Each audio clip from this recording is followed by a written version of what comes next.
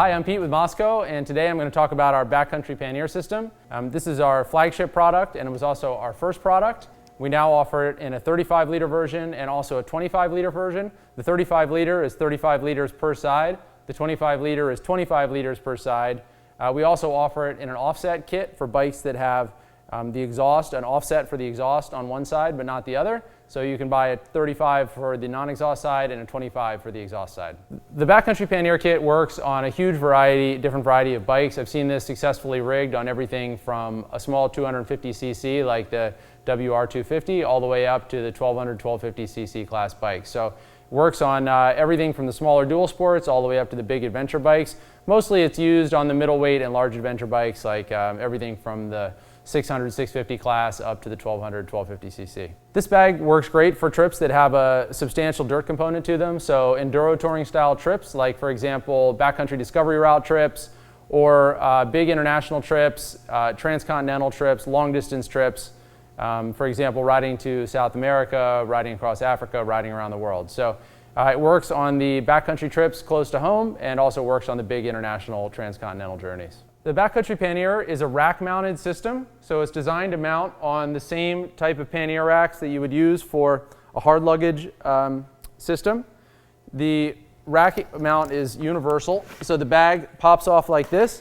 There's a wedge that mounts on the standard pannier hoop like this, and then on the back of the Backcountry Pannier there's an internal frame and then also an external frame and a dovetail that's the same shape as the wedge.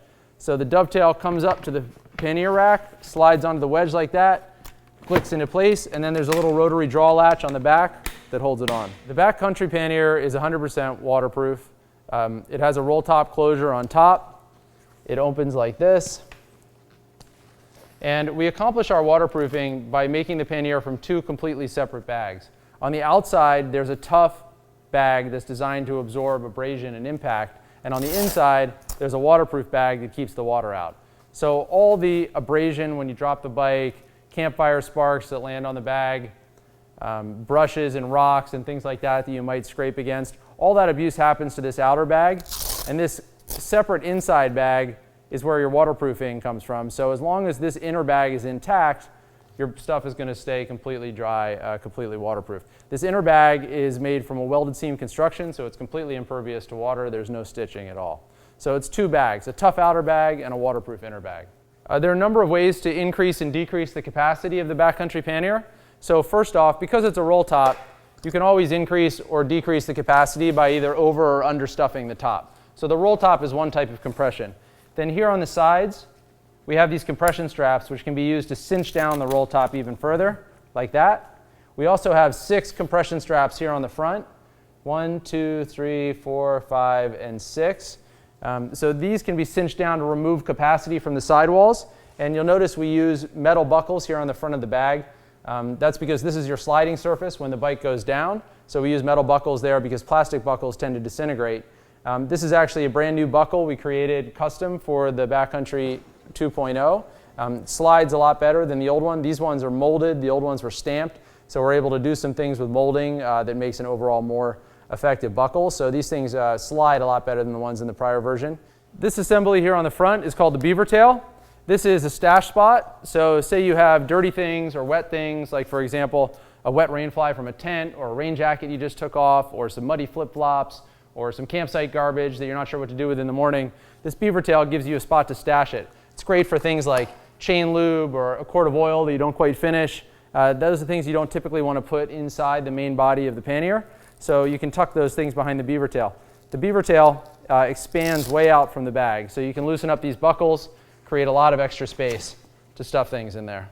The Beaver Tail is also your sliding surface. So it's the first thing that hits the ground when the bike goes down. So one of the new things we added in version 2.0 is a bunch of Hypalon armor here.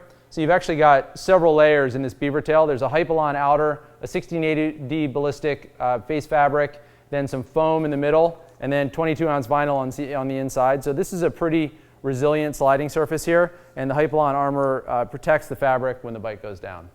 The Beaver Tail also disconnects from these buckles like this, and it can be folded away from the bag so that If you do some kind of a damage to this outside surface in a slide, it can be run through a sewing machine and patched. There are two different options for locking the backcountry pannier. One is the steel core locking strap, and the other is a retractable cable lock like this. Both of these will not only lock the bag to the bike so someone can't grab it and run away with it, they'll also lock the roll top closed. To rig the steel core strap, you're going to go through the daisy chain here on the front, back behind the beaver tail, through this opening at the bottom of the beaver tail, around the back and through your pannier rack, up through the handle on the back, and then through this new aluminum locking bar that we added on top of the roll top. With the aluminum locking bar, the steel core strap can't be moved out of the way and also can't be cut. To lock it with the sliding cable lock, you're going to feed the sliding cable lock through the metal locking bar, through the pannier rack, through the little locking loop on the connection latch,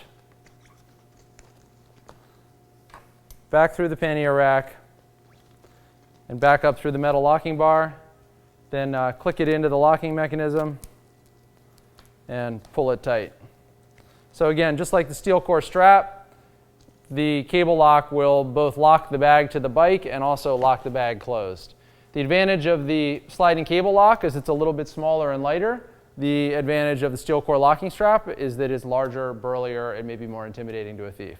When you're not using the cable lock, you can coil it up in a little ball like this, and then on the inside of the beaver tail, there's a neoprene pocket that's designed to carry it here.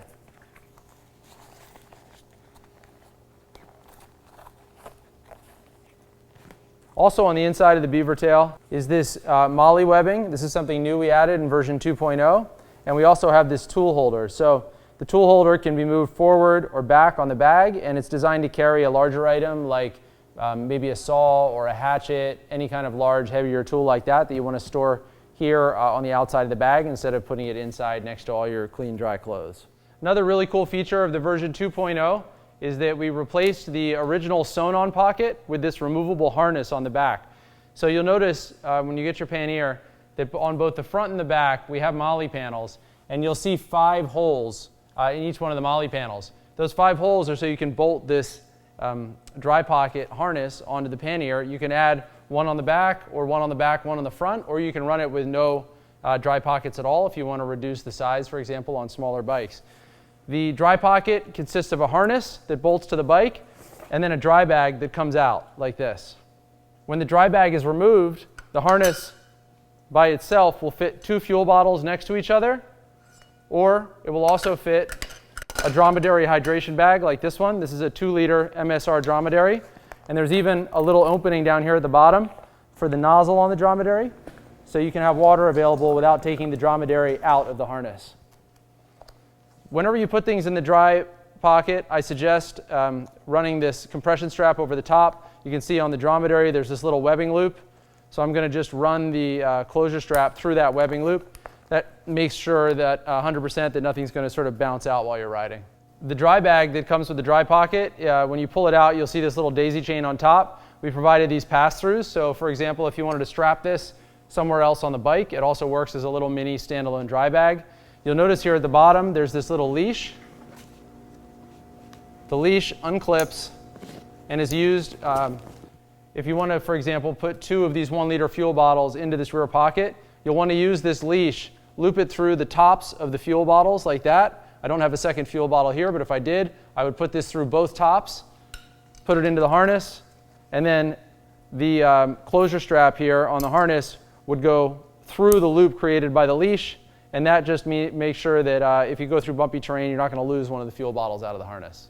This harness is also a great spot for the fatty tool roll. A fatty tool roll will slide in there perfectly. If you put the fatty tool roll inside of its rain cover, you can slide it in there and you don't need to use the dry bag. It'll be waterproof on its own. We have molly webbing on the front, back, and underside of the pannier. So I have a separate video explaining how the molly connection system works, but it gives you a great way to increase the capacity of the bag with little accessory bags. For example, this is our large molly and our small molly bag. These will connect to any of these molly panels. So you can connect one here, one here. You can also put this dry pocket either on the rear or the front or both. You can also add something like our Tracker 10 dry bag on top here by disconnecting this central compression strap, loosening it up, going through these pass-throughs on the Tracker 10.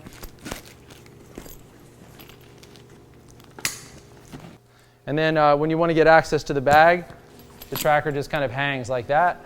With the Tracker 10 and a couple of these 4-liter Molly bags, you can add an additional 18 liters of capacity. So plus the original 35-liter capacity, that gives you a little over 50 liters of total space. All of the straps on the Backcountry Pannier have these handy strap keepers. So we provide you with plenty of extra webbing on all the compression straps, all the connection straps. So you can expand and contract the bag in a number of ways. When you don't need the extra webbing, it rolls up like this. And then you tuck this Velcro behind the main body of the strap, connect it like that, and it keeps all of your excess strap lengths under control so they're not flapping around in the wind. On the Backcountry Pannier, you have two options for off-bike carry. First, here on the back, we have a padded handle. So the handle is quite handy for getting it on and off the mounting system. You can also carry it by the top compression strap. So I personally prefer to carry it by the top compression strap because then it hangs straight. You know, when you hold it by this handle, it kind of bumps into your leg, but the handle is very handy for getting it on and off the bike. The inside liner on the Backcountry Pannier is completely removable.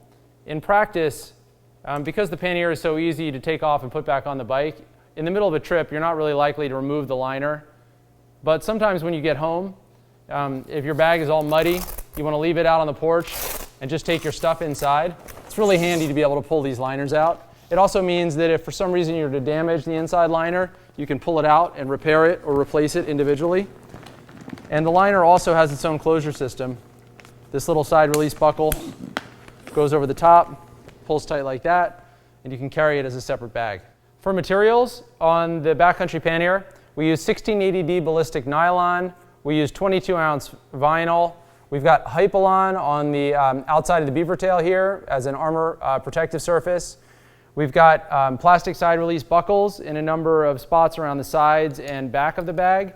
Those are all made by Duraflex. They're the Duraflex Ghost Eye. It's a really nice side release buckle. These aluminum buckles we use here on the front, these are our own design. It's a custom buckle we created specifically for this application. The dry bag on the dry pocket is made from a PU material, and then the locking bar on the roll top here is made from aluminum, and then our mounting system is made from injection molded glass filled nylon, and our pucks are made from aluminum. Our screws are stainless steel, and our washers are made from mild steel. So that's our Backcountry Pannier system. As I mentioned, I recommend this for backcountry riding and also for around the world long distance travel.